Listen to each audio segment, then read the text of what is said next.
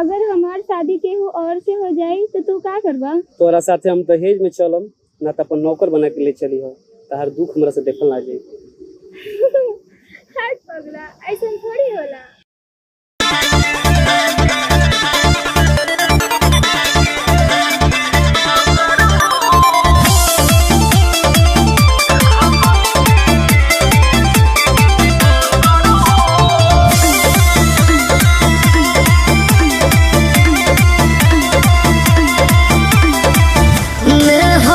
छपाए लागल हाथ में सेनुरो भी पड़े अब माथ में। हे जा सुना मैं होते छपाए लागल हाथ में सेनुरो भी पड़े अब माथ में। खुश नहीं रहो जानू तो हरा के खोकर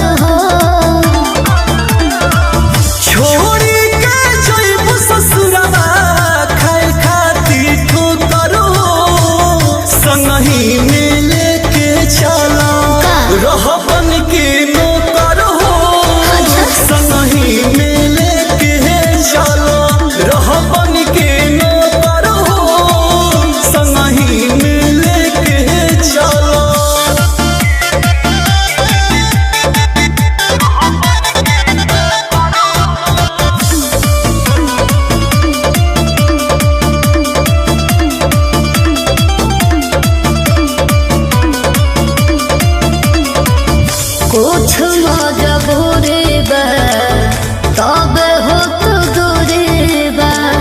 घर के इज्जतियो रखल जनता जरूरी बा।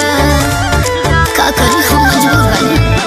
तू पिया के जान हो जाइबू हो अपन पगला के भुलाइबू हो।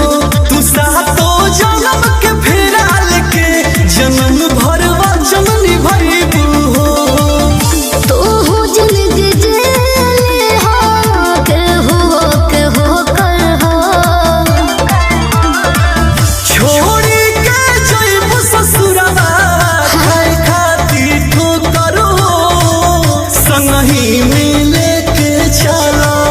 रहबन के नौकर हो संगही में लेके चलो।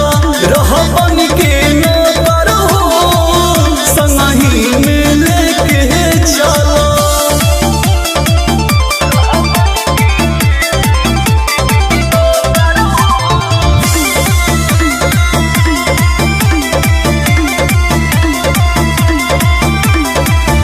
जिद काहे करेला जाएला लड़ेला पगली के बात के अपना के